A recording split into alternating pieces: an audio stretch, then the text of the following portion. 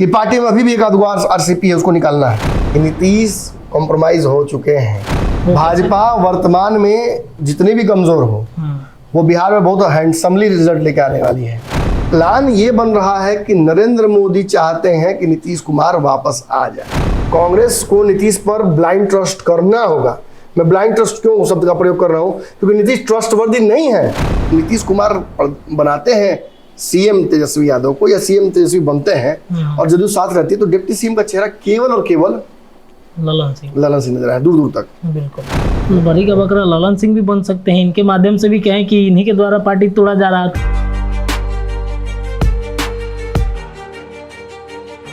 नमस्कार, पंचनामा देख रहे हैं आप, जहां पे होती है खबरों की चिड़फाड़। देखिए, अमित शाह का रैली बिहार में समाप्त हो चुका है। अमित शाह बिहार के झंझारपुर, जो एक मिथिलांचल का इलाका है, उस इलाके में आते हैं और बड़ी बड़ी बातें करते हैं। जो नीतीश कुमार को लेकर के चर्चाएं चल रही हैं कि बिहार के राजनीति में एनडीए के साथ नीतीश कुमार वापस आ सकते हैं, लेकिन उन्होंने एक इशारा कर दिया। उसके बाद से अब राजनीतिक गलियारे में इसकी चर्चा हो रही है। अब इधर जैसे ही नीतीश कुमार को ऑफर मिलता है, जदयू में घमासान मचा हुआ है।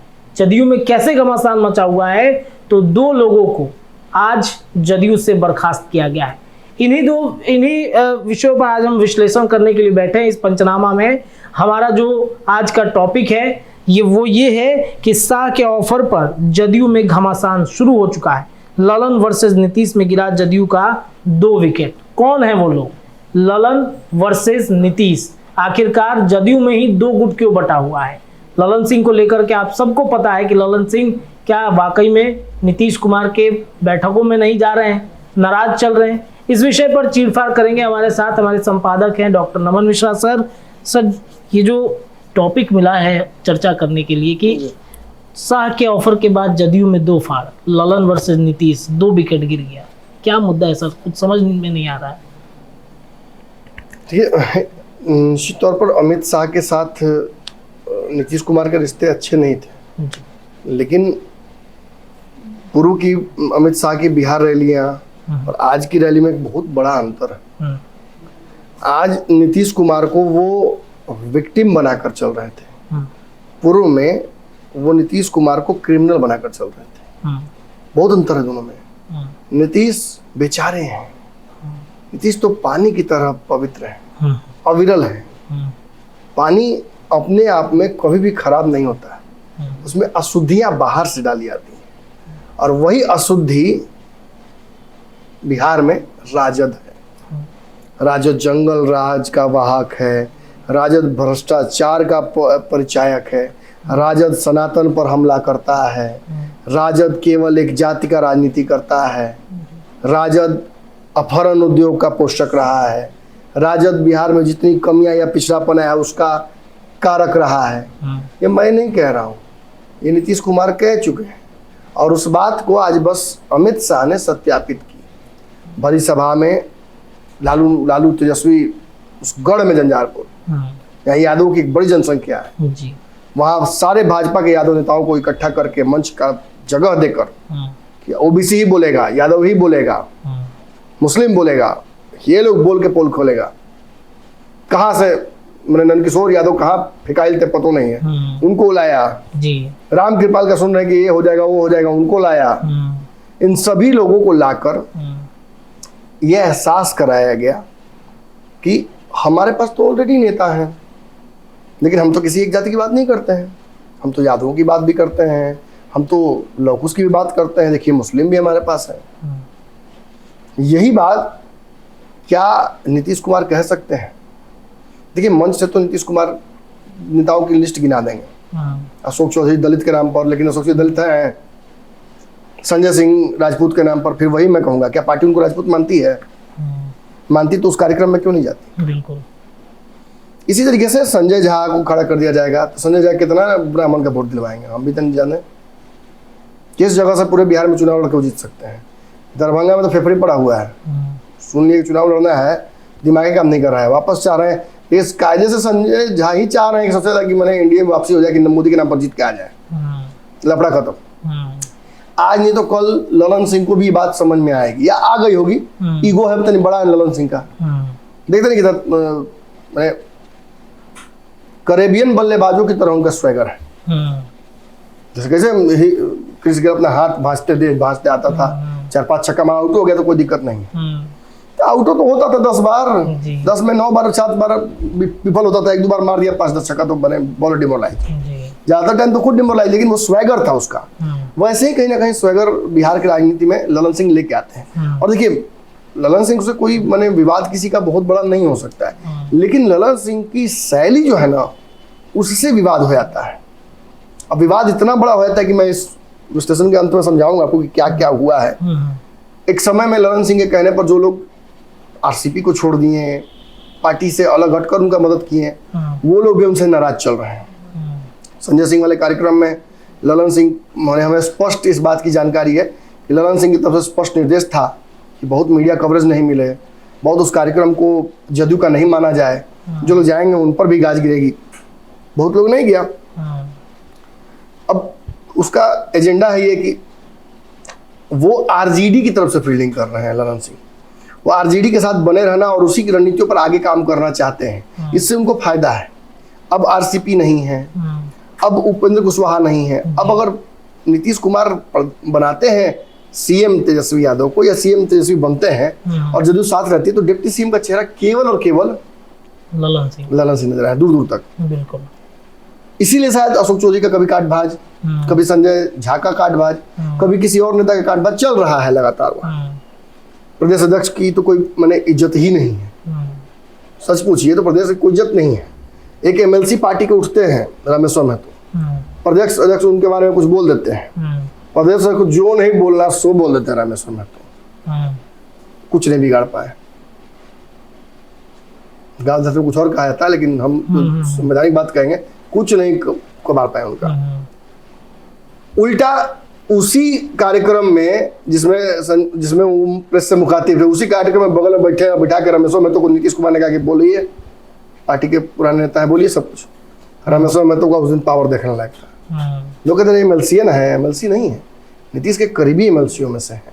नीतीश कुमार के मतलब राजनीति में नीतीश कुमार ने बहुत लोग को लाया, जैसे रामेश्वर महतो को लाया, जो आईएएस के फैक्ट्री कहे जाते हैं परिमल जी, उनको लाया।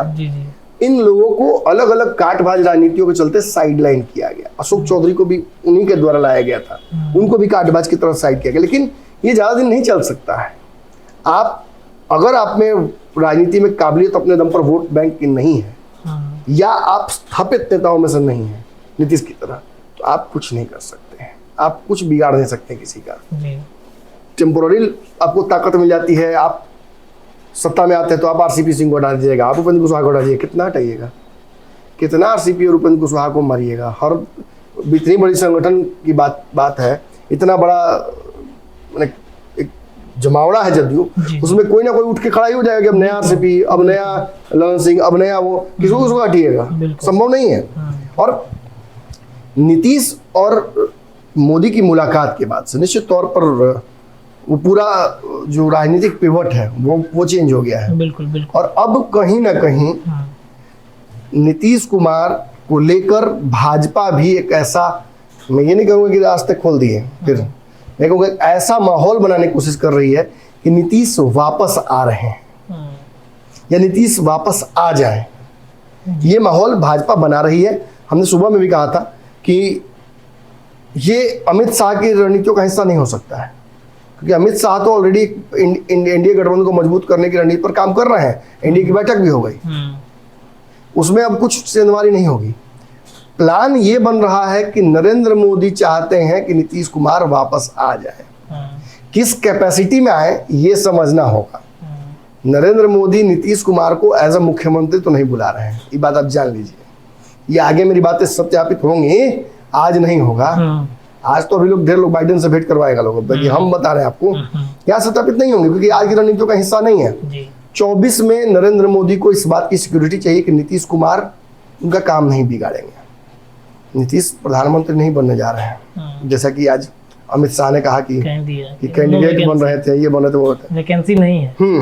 ये बात जरूर उन्होंने सत्यापित कर दिया अमित शाह ने बोलकर कि पानी जो होता है उसमें तेल नहीं मिल सकता है, तेल उसमें इम्प्योरिटी डाल देता है, पानी दूषित हो जाता है, तेल का क्या बिगड़ता है, तेल का भी बिगड़ता है। तेल जेल भी जा सकता है। ये संभावनाएं भी बन रही हैं। जी। लेकिन पानी को सुनिश्चित तौर पर तय करना है कि तेल को ऊपर रखना है नीचे रखना है। देखिए अमित शाह ने बहुत सदाके से कह दिया कि लालू यादव एक्टिव हो गए हैं और नीतीश शांत हो गए हैं। नीतीश को शांत कर दिया गया है। इनएक्टिव हो गए नीतीश बहुत स्वेच्छा से इनएक्टिव हुए हैं। इंडिया गठबंधन में नीतीश कुमार को कुछ दिया नहीं गया। अब बिना पद के मैंने पूरे देश भर में घूमते फिरे हैं बिहार छोड़ के। नीतीश इतने हल्के नेता नहीं है। बिल्कुल। कांग्रेस को नीतीश पर ब्लाइंड ट्रस्ट करना होगा। मैं ब्लाइंड ट्रस्ट क्यों शब्द का प्रयोग कर रहा हूं, क्योंकि नीतीश ट्रस्टवर्दी नहीं है। Congress will have to take a leap of faith with Nitish Kumar, तभी इंडिया गठबंधन बनेगा। वरना नीतीश कुमार के हट जाने मात्र से नरेंद्र मोदी क्या स्थापित कर लेंगे, ये बात कुछ समझ भी नहीं रहा दूर दूर तक। देखिए कल तक बिहार के कुछ पत्रकार लोग कहते थे कि बिहारी बन जाए मुख्यमंत्री तो हमको प्रधानमंत्री तो बहुत अच्छा लगेगा, नीतीश बन जाए, नीतीश बनेंगे, नीतीश ये होंगे वो होंगे फलना। हमको उन सभी चीज़ों से विरोधाभास है। बिहारी प्रधानमंत्री बन जाए मुझे कोई दिक्कत नहीं है, लेकिन नीतीश कुमार को अंडर एस्टिमेट या ओवर एस्टिमेट करना गलत होगा। नीतीश प्रधानमंत्री के उम्मीदवार नहीं है, दूर दूर तक नहीं है। ये संयोजक पद पे एक अच्छे दावेदार थे। कांग्रेस इन्हें ऐसा नहीं मानती है, विश्वास नहीं कर पा रही है।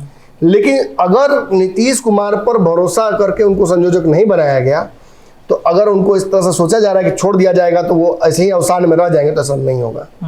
नीतीश बहुत जल्दी फैसला लेंगे और नीतीश के फैसले से बिहार की सियासत 180 डिग्री घूम जाएगी, पूरा अबाउट टर्न होगा और वो सबके लिए घातक होगा। वर्तमान अब देखिए मोदी एक बात उस तरह स्थापित कर लिया कि भाई हम नीतीश को जब चाहेंगे बुला सकते हैं। आज अमित शाह ने भी एक बहुत हल्का माहौल बनाया बिहार में कि नीतीश की गलती कहाँ है, गलती तो सबकी है, इन लोगों की है।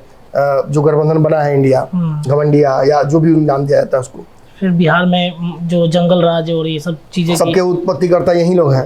नीतीश का कोई गलती नहीं, नीतीश तो बेचारे पानी की तरह है।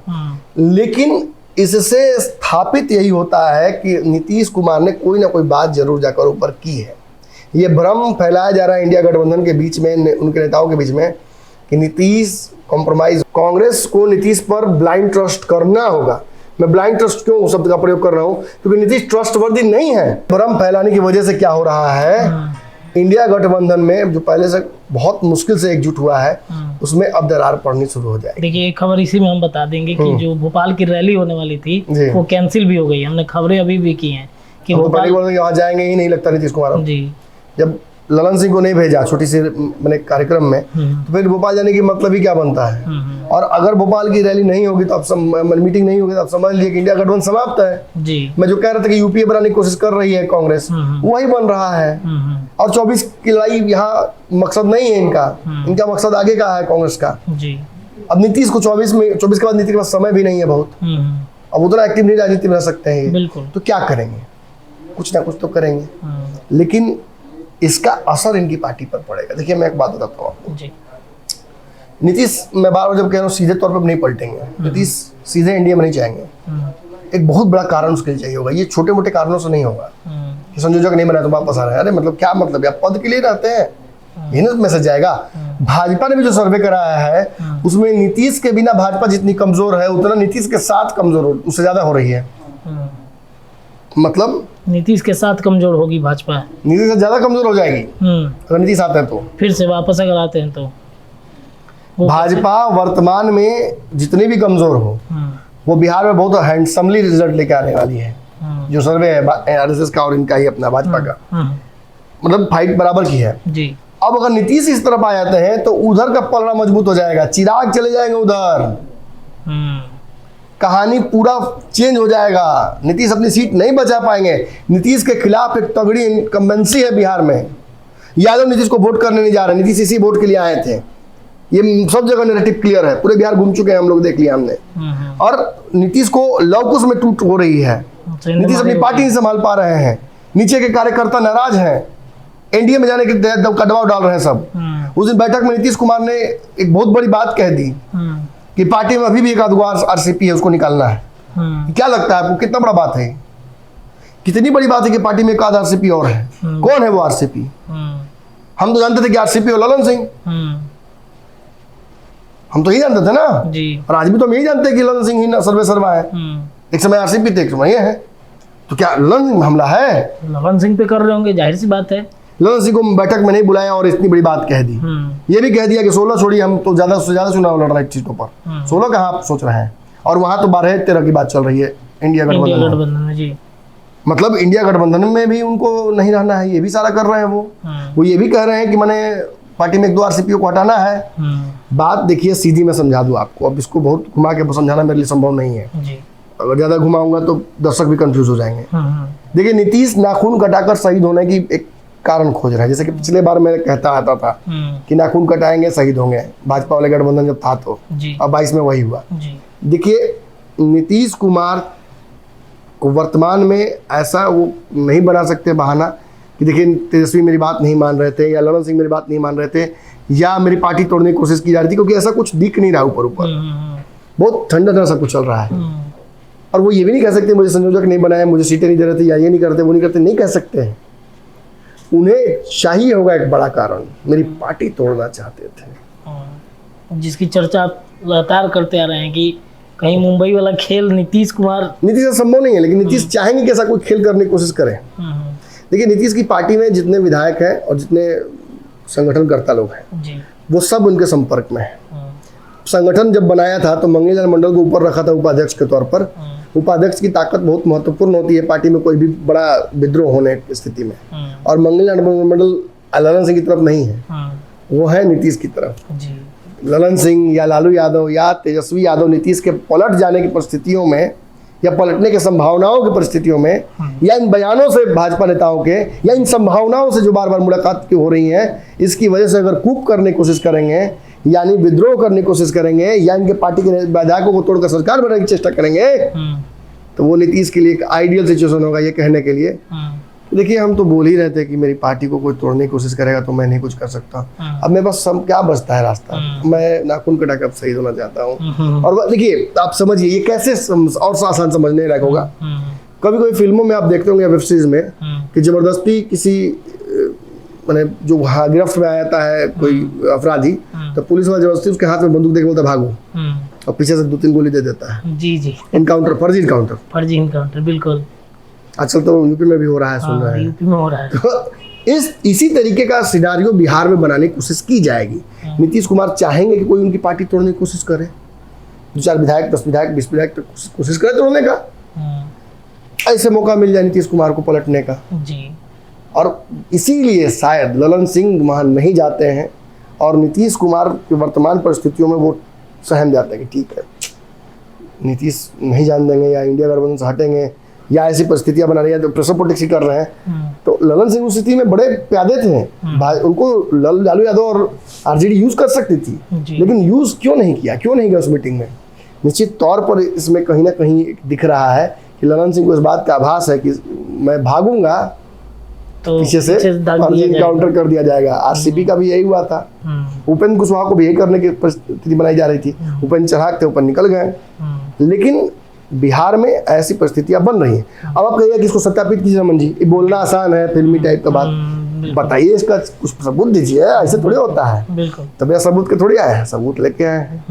सबूत तो क्या लिखा हुआ है सब देखिए, बताते हैं आपको। देखिए ये पत्र है 16/9/23 का, ठीक है जी, आज का ही है। पार्टी के प्रदेश महासचिव सह मुख्यालय प्रभारी श्री वासुदेव कुशवाहा एवं श्री रणविजय कुशवाहा कुमार द्वारा दिनांक 14/9/2023 को राज्य कार्यालय मुख्यालय में सार्वजनिक रूप से आपस में झगड़ा, आरोप प्रत्यारोप, अशोभनीय दृश्य उत्पन्न करने के निर्देशानुसार उल्लेख दोनों पदाधिकारियों को तत्काल प्रभाव से मुख्यालय के प्रभार से मुक्त किया जाता है। साथ ही निर्देश दिया जाता है कि अगले 1 माह तक दोनों पदाधिकारियों का राज्य कार्यालय मुख्यालय में प्रवेश निषेध है। जी क्या इसका मतलब निकलता है? तत्काल प्रभाव से मुक्त किया जाता है और दोनों पदाधिकारियों को राज्य कार्यालय में प्रवेश निषेध किया जाता है। ये नीचे में एक और जो कार्यालय प्रभारी हैं प्रदेश महासचिव चंदन कुमार सिंह का इसमें सिग्नेचर ही ऑथेंटिक लेटर है। इस लेटर को जरा समझने की जरूरत है।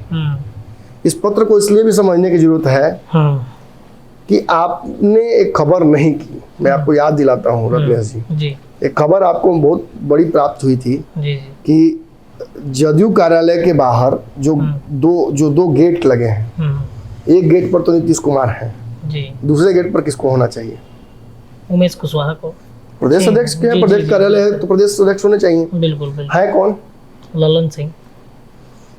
पहले लगना था उनमें, उसमें उमेश कुशवाहा का उमेश छप गया था, जी बदला गया जी। और बदलकर वहां ललन सिंह का लगाया गया फोटो। ये पावर की लड़ाई है, ये एक दूसरे को काटने भाजने की लड़ाई है।